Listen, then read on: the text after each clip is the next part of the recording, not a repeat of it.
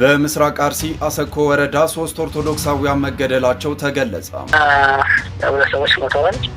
አንድ ሴትና አንድ ወንድ ህይወታቸው አልፏል። ያዛ አካባቢ 90 ዓመት ሽማግሌም ያው ተገድሏል። ሞት ቀልድ ሆና በቃ የሰው ልጅ እንደ ቀልድ እየተገደለ ይጣላል። የማርያም ውሃ ደረቀች። የግሸን ደብረ ከርቤ መነኮሳት ውሃ ጥም ላይ ይገኛል። ሰው ግን ድረስላቸው። ሙስሊሙን የኦርቶዶክስ ቤተክርስቲያን ካህን አስመስሎ እስልምናን ተቀበለ ያለው ግለሰብ በህግ ቁጥጥር ስር ዋለ። ጋምቤላ ስገባ 14 ቤተክርስቲያን ተረከብኩ። 58 ቤተክርስቲያን ሰራው። ዋናር ጋተኛዱ ጉልያ ገራጎ ይሬኝ የኢየሱስም ለመዳረታ ወጣበት። እግዚኦ ነው። እድሜያችሁ ከ35 በታች የሆናችሁ ይሄንን ቪዲዮ ስክሮል አድርጉ። አማራ ብቻ ነው ስልጣን ላይ መቀመጥ ያለበት። አማራ ብቻ ነው ሊቀ ጳጳስ መሆን ያለበት። ሰላም እንዴት ናችሁ? አዳዲስና ወቅታዊ መረጃዎችን ይዤላችሁ መጥቻለሁ። በአርሲ ኦርቶዶክሳውያን ላይ እየደረሰ ያለው ግፍና ጭፍጨፋ አሁንም ድረስ እንደቀጠለ ነው። ያመረቱት ምርትም ሳይቀር እንደ ችቦ እየነደደባቸው ይገኛል። ማህበረ ቅዱሳን እዛው ድረስ በመደወል ያጋራን መረጃዎች አሉ። እሱን የምንመለከት ይሆናል። የመርካቶ ነጋዴዎች መስራት አልቻልንም፣ የህግ ያለ እባካችሁ ድረሱልን እያሉ ሲጮሁና ግብግብ ሲያያዙ የሚያሳይ ቪዲዮ አሁን ላይ መነጋገሪያ ሆኗል። የማርያም ውሃ ደርቃለች። የግሸን ደብረ ከርቤ መነኮሳትም በውሃ ጥም ማለቃቸውን እየሰማን እንገኛለን። ሙስሊሞችን ሰብስቦ ማህተብ በማሳሰር እንደገና ማህተባቸውንም በመበጠስ ሶሻል ሚዲያ ላይ የሚያጋራው ግለሰብ በህግ ቁጥጥር ስር ውሏል። አዲሱ የፕሮቴስታንቶች የፈውስ አገልግሎት ብዙሃኑን እያስቆጣና እያበሳጨ ይገኛል። እነዚህንና ሌሎችንም በዚህ ቪዲዮ በሰፊ የምንመለከት ይሆናል። ለዚህ ቤት አዲስ ከሆናችሁ ቤቱን ሰብስክራይብ፣ ቪዲዮን ደግሞ ላይክ እና ሼር ማድረጋችሁን እንዳትረሱ። ከዚህኛው ቪዲዮ እንጀምር። እኔ ሙስሊም ነኝ። ደግሞ አባ የት ናችሁ? ኑ ላድርሳችሁ ነኝ። ሰላም ናችሁ? አለ ደህና ነኝ። እግዚአብሔር ይስጥልኝ ነበር። አሜን አሜን። እሰርላችሁ እሺ በቃ እሰርት። አልታሰረ ሄድ ማለት አልታሰረ ይሄዳል፣ ግን ያው ትራፊክ ሲያየን ይቀጣናል። አዎ ልክ ነው። እዚህ ጋር አለች። በቃ አሁን ይዟል። እንደት ነህ? ደህና ነኝ። እንደት ነበር? ደህና ነኝ። ሰላም ናችሁ? ደህና እግዚአብሔር ይመስገን። ደህና አልሐምዱሊላህ። ወንድም ክብር ይስጥናት። አሜን። እንደት ናችሁ? ይሄ ማለት ይቆም የለም መኪና ታክሲ ያስቸግራል። አዎ ገላን ልሄድ ብዬ ባስሚ እያዘው ልሄድ ገላንን ባልታች ገላ እንዲህ አውቀዋለሁ በስም ምናምን ገላን ባላላ እዚያ ጋርመንት ነው አልፎ ገላ ኮንዶሚኒየም የሚባል እዛ ልሄድ እኮ እዛ ናችሁ?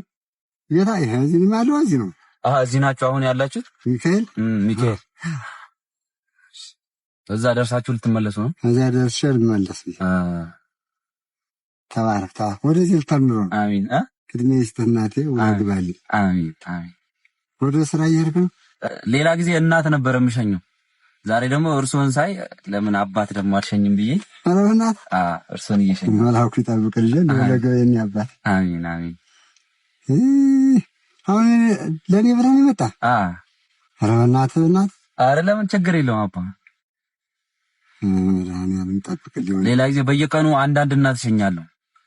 ጠዋት ላይ ወይ ከሰዓት ስራ ሰዓት ክፍት ሰዓት ሳገኝ አንድ እናት እሸኛት። አበናት ክብር ይስጥ እናት። ያላሰብከው ሲሳይ ይስጥ። አሜን አሜን። እንደው በእውነት ያላሰብከው ሲሳይ ይስጥ። ያላሰብከው ሲሳይ ይስጥ። አሜን አሜን።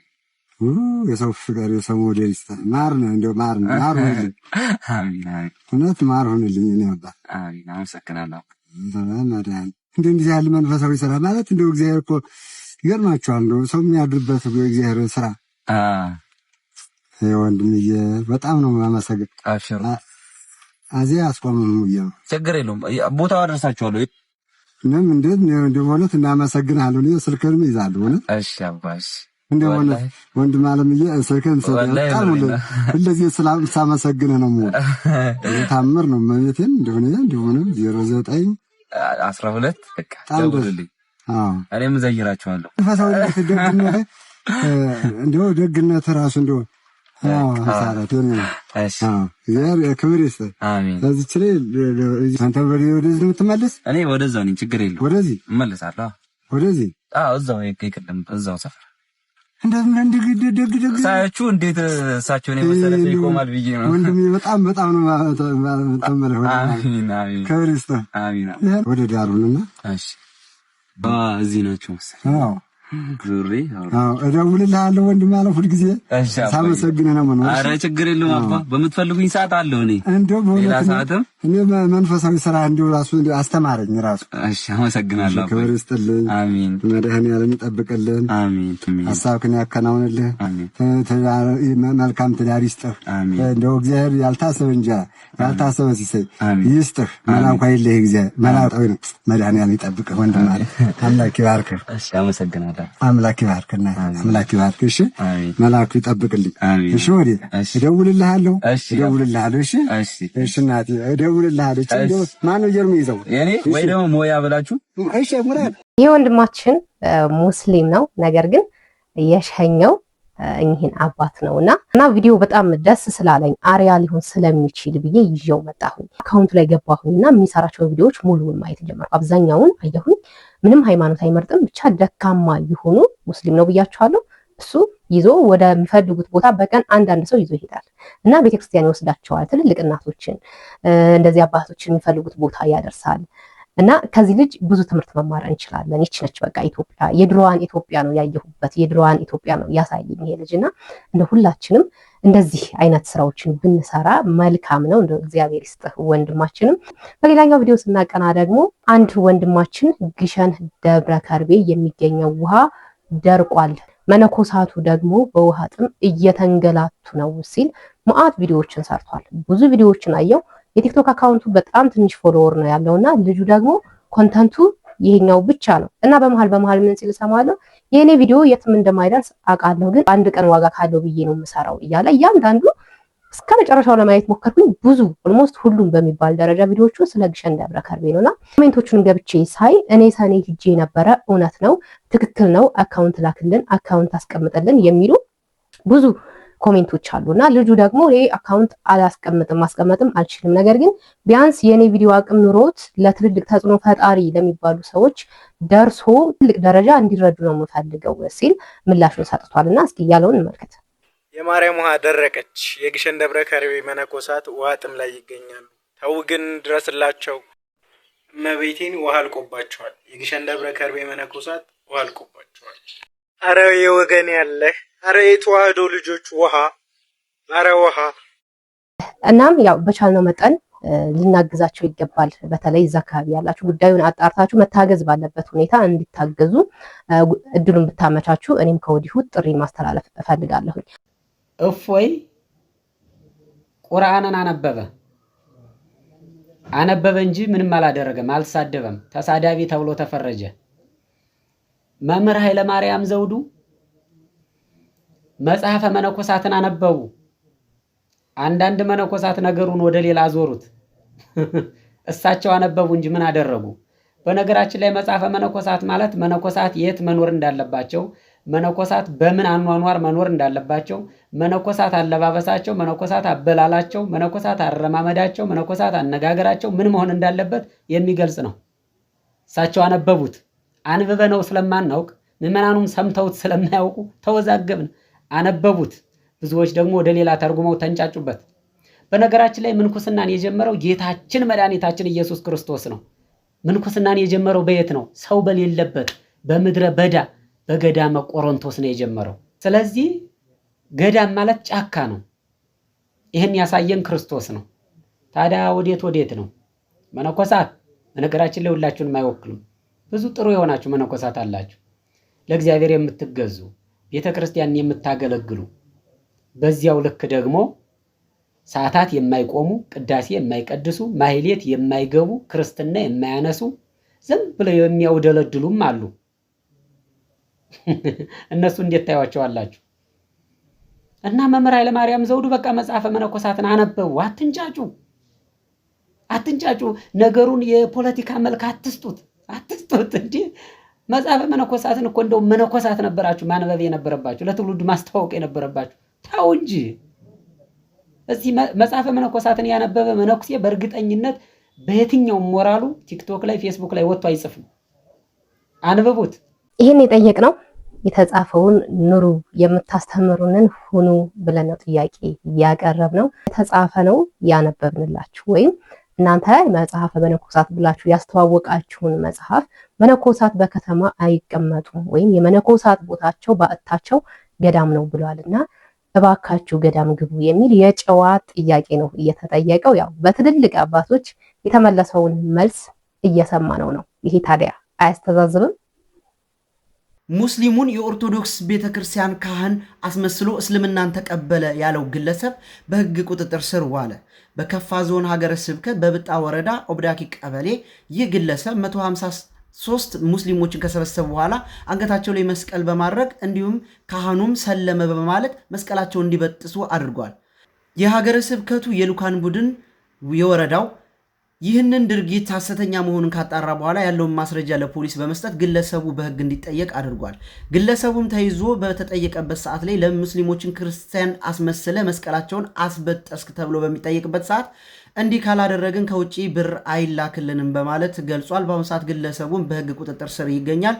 የከፋ ዞን ፖሊስ አመራሮችን እጅግ ከልብ እናመሰግናለን። የሀገረ ስብከቱን ላደረጋችሁት ተጋድሎ እናመሰግናለን። በዚሁ መረጃው ለብዙዎች ይዳረስ ዘንድ በደንብ ሼር፣ ኮፒ ሊንክ፣ ሪፖስት ይደረግ።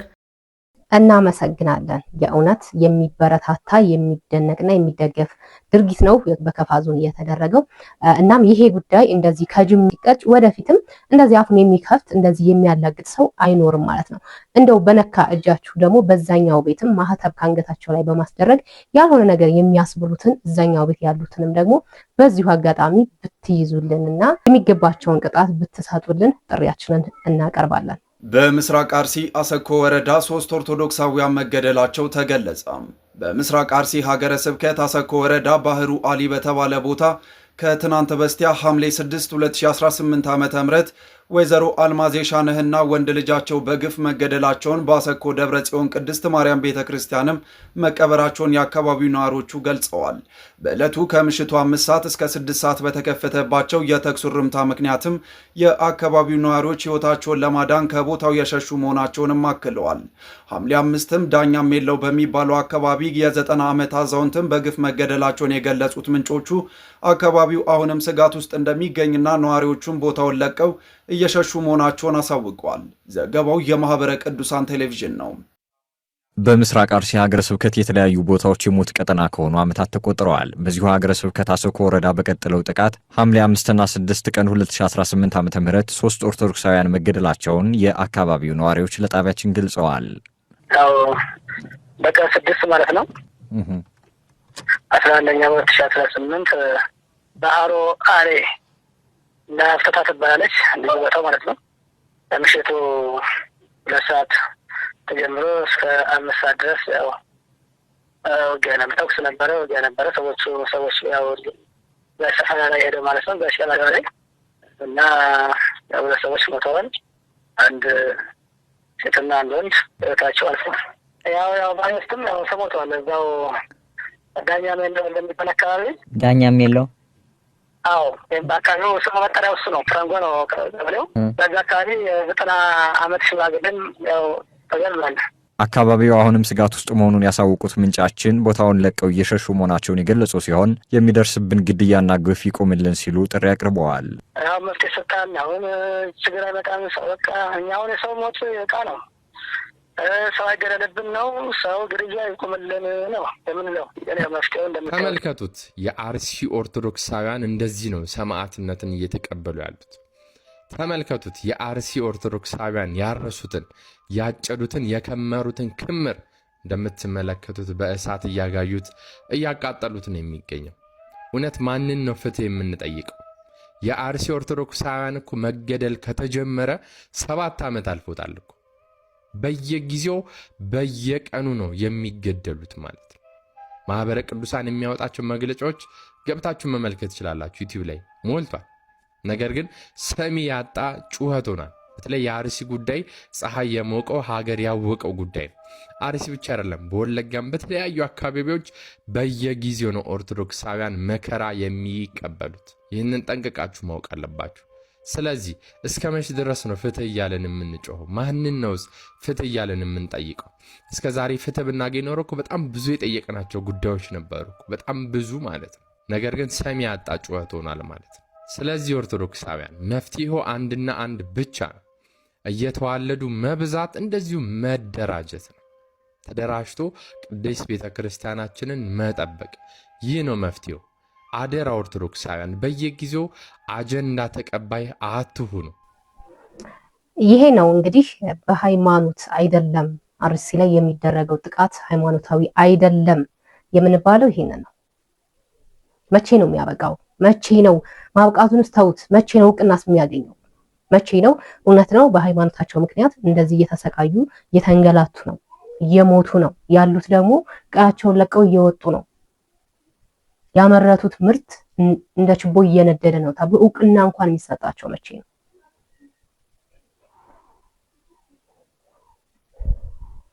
ጋምቤላ ስገባ 14 ቤተክርስቲያን ተረከብኩ። 58 ቤተክርስቲያን ሰራው። 72 ቤተክርስቲያን ደረሰ። ሀገረ ስብከት የሚባል ጽፈት ቤት የለውም። መንበረ ጵጵስና የሚባል ጽፈት ቤት የለውም። አሁን ግን ባለ 3 ፎቅ ሰርተናል። ጽፈት ቤት መስርተናል። የሀገረ ስብከቱ ሰራተኞች ስረከባቸው 3 ነበሩ። አሁን ግን ወደ 17 የሀገረ ስብከት ሰራተኛ አለ።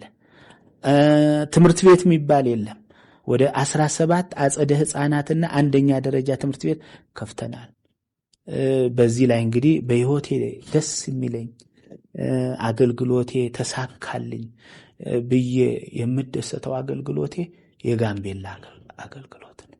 ለምን ቢባል ለመጀመሪያ ጊዜ የቀድሞውን ፕሬዝዳንት አቶ ኡመድ ኡቦንግን ከነጽፈት ቤት ኃላፊው አቶ አሙሉ ኡቻልን እንደገና የክልሉ የፖሊስ ኮሚሽነር አቶ ኡቴንግን ጨምሮ ከፍተኛ ባለስልጣናት የክልሉ በብፁዕ ወቅዱስ አቡነ ጳውሎስና በ16 ብፁዓን አባቶች እንዲጠመቁ አድርጋለሁ።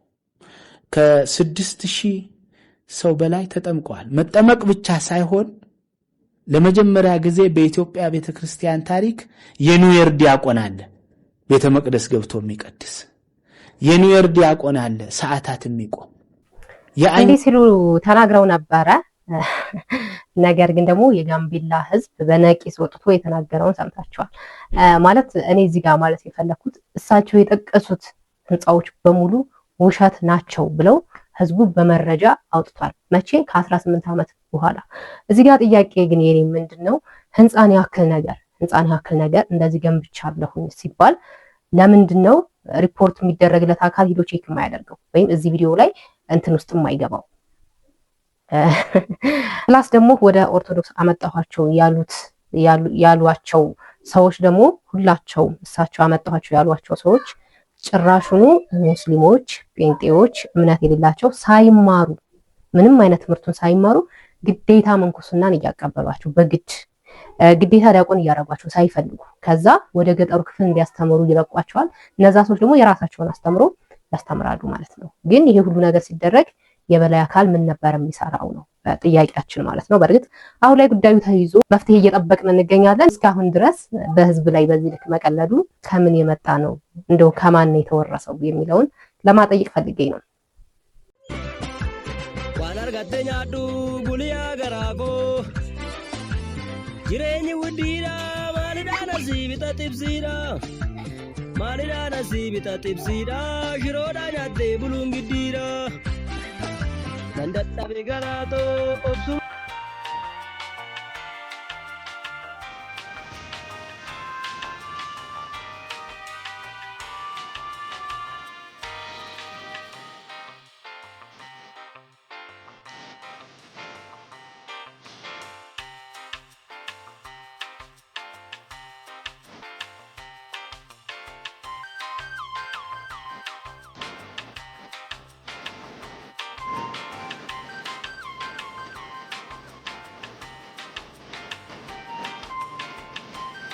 የነጻነት ነገር ያምልኮ ነጻነት በበጎቹ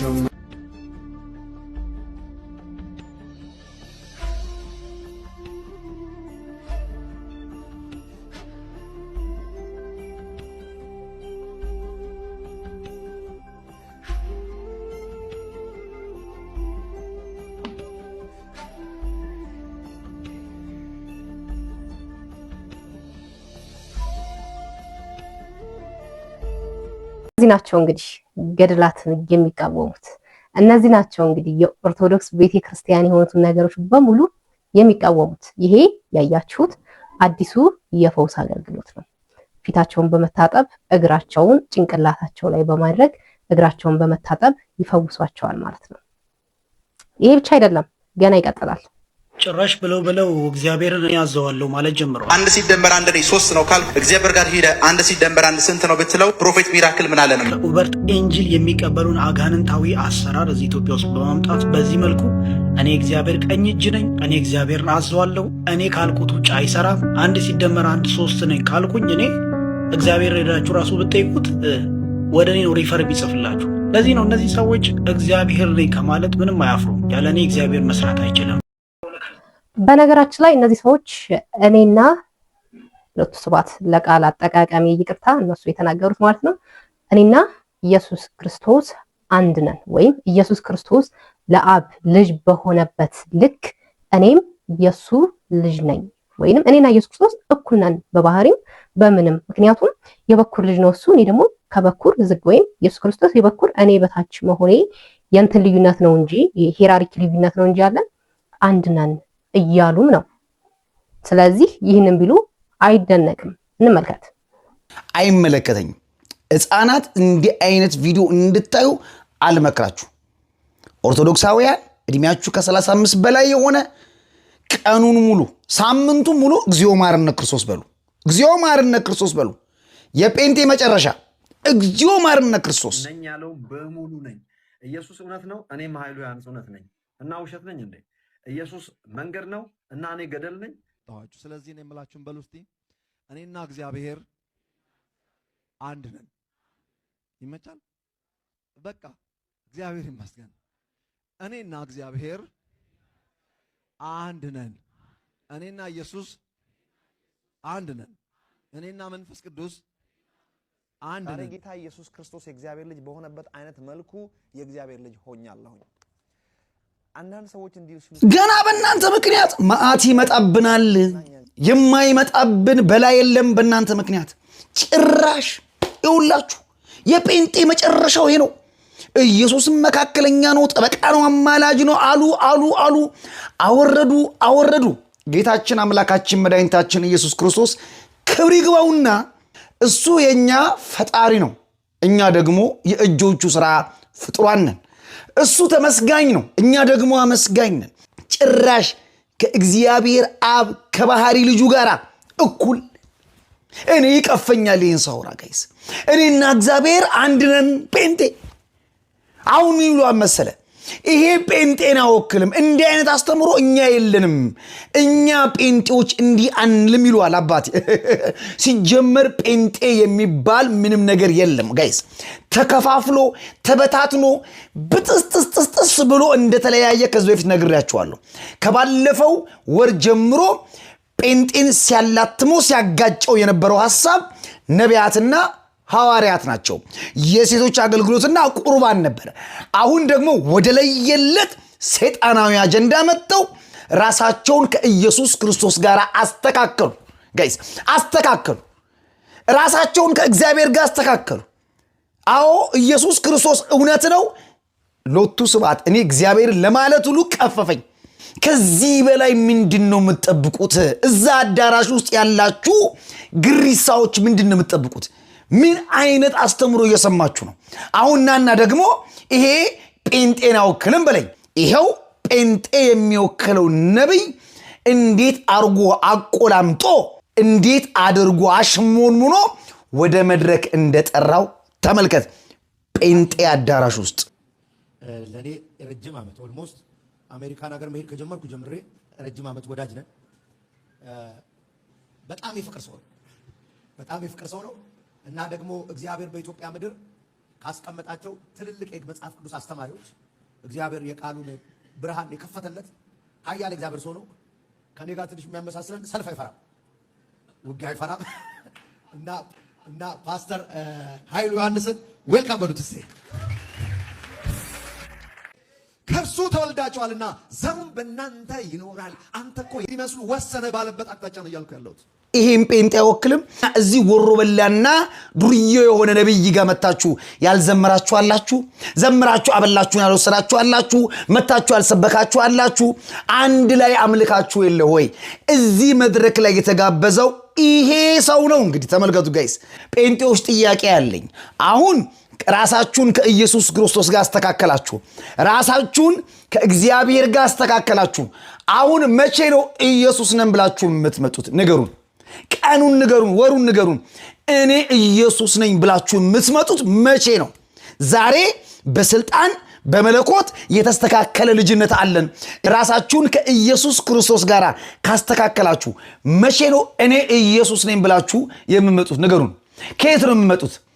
ቤት በኩል ነው የምትመጡት? መቼ ነው የምትመጡት? በግልጽ ነገሩን እንጠብቃችሁ። ይሄው ነው እንግዲህ እዛ ቤት ያለው ነገር። እኛ ሁሌ ይሄንን ስንሰራ እንድትመጡ እንድትነቁ፣ እዛ ጋር ሆናችሁ ማንም የሄደ የመጣው እንደዚህ ሲለትማችሁ የምትለተሙ ወይም የምትመቱ አትሁኑ። ማንም እንደመጣ የሚያንቀሳቅሳችሁም አትሁኑ።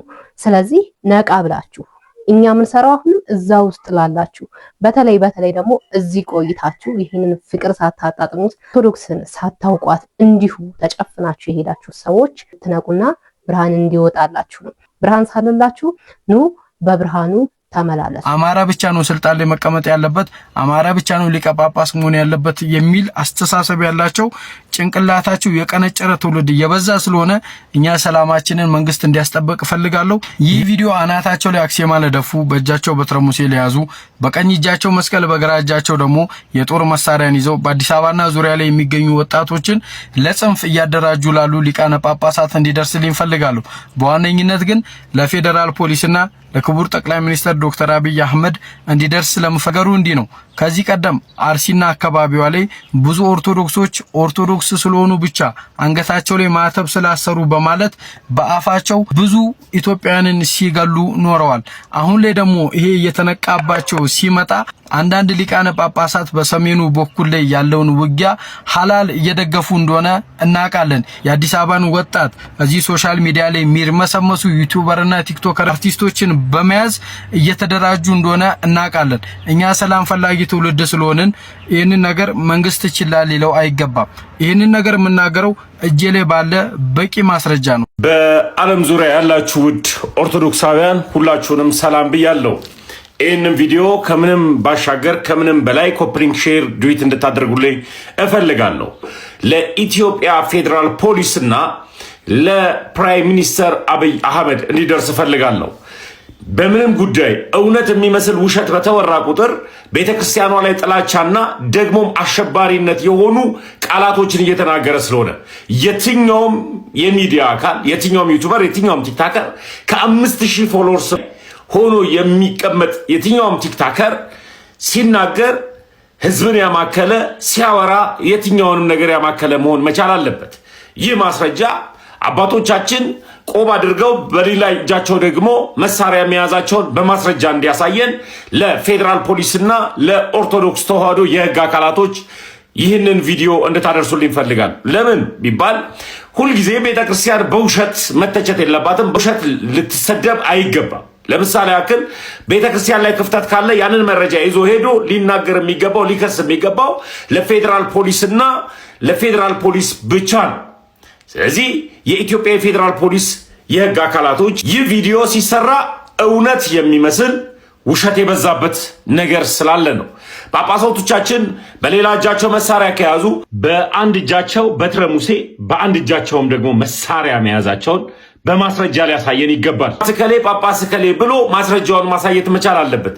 ይህንን ቪዲዮ እንደ ቀልድ ማለፍ ስለሌለባችሁ ማለት ነው። ሰው የብልጽግና ደጋፊ ነኝ እያለ ነገር ግን እንደፈለገ አፉን ሊከፍት አይገባም። ብልጽግናን መደገፍ ማለት ሌላውን መስደብ ማለት አይደለም። ብልጽግናን መደገፍ ማለት ሌላውን መተቸት ማለት አይደለም። ይህ ልጅ የኢትዮጵያ ኦርቶዶክስ ተዋህዶ ዲያቆን ነኝ ብሎ የሚመጣ ልጅ ነው። ዲያቆን ነው ብለው አንዳንድ ሰዎች ሲነግሩኝ ሰምቻለሁ። እኔ ግን አላውቀው። ግን አሁን እያካሄደ የሚኖረው ነገር ምንድነው ሲባል ከኢትዮጵያ ኦርቶዶክስ ተዋሕዶ አስተምህሮ ከኢትዮጵያ ኦርቶዶክስ ተዋሕዶ ድርጊት ውጪ ነው የሚያደርገው። ይህንን ነገር ደግሞ እኔ እንደ አንድ ምዕመን ልቃወመው አልችልም። ሊከለክለውና ድቁናውን ሊያነሳ የሚችለው ድቁናውን የሰጠው ጳጳስ ብቻ ነው። ድቁናውን የሰጠው ጳጳስ እያደረክ ያለው ነገር ልክ አይደለም። ነፃ ፈቃድን ተጠቅመ ወደ ሌላ ቤተ እምነት ሄደሃል፣ ወይም ደግሞ ከኦርቶዶክሳዊ የሆነ አስተምህሮ ውጪ ነው እያስተማርክ ያለው።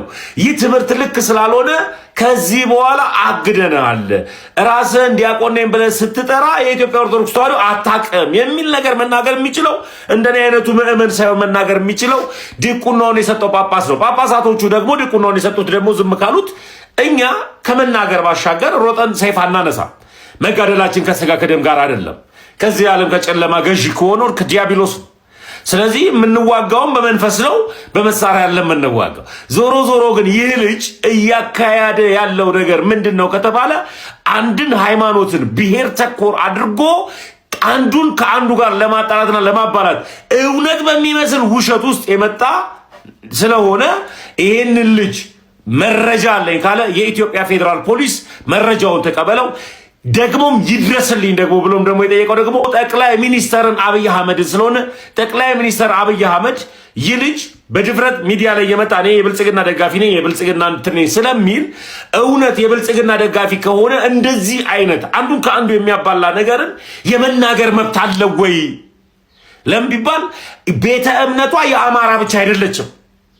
ቤተ እምነቷ የሰሜን ብቻ አይደለችም። ቤተ እምነቷ የኢትዮጵያ ብቻ አይደለችም።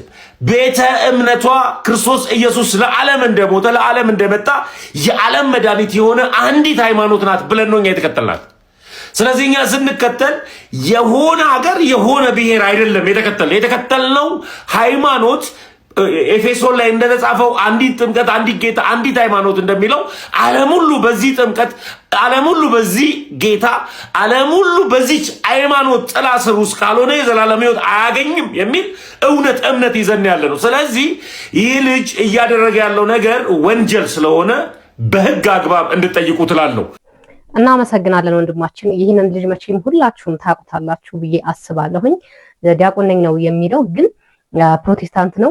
ዲያቆን መስሎ አንገቱ ላይ ማህተቡን በማድረግ ነጠላ በመልበስ ኢቭን ቤተ ክርስቲያን ውስጥ ራሱ በመግባት ብዙ ነገሮችን ከዚህ በፊት ሲያደርግ እኛም ደግሞ ስናጋልጠው ኖረናል። ተመስገን እንዳለው ግን ድቁናውን የሰጠው ጳጳስ ወይም የሰጠችው ቤተክርስቲያን ወታ ምንም ያለችው ነገር የለም። ይሄ ልጅ ደግሞ ትክክለኛ አይደለም እንዳለ ደግሞ ከዚህ በፊት ሲያገለግልበት የነበረውን ቪዲዮዎችና ፎቶዎች ሲያጋራም አይተነዋል። ኤአይ ነው እንዳንል ኤአይም አይደለም፣ ትክክለኛ እንደነበረ የሚያሳዩ ማስረጃዎች አሉና በግልጽ አልተወገዘም። ይሄ ሰው በግልጽ በመጀመሪያ ቤተክርስቲያኗና የሰጠው ጳጳስ በግልጽ እንዲያወግዝልን እንፈልጋለን።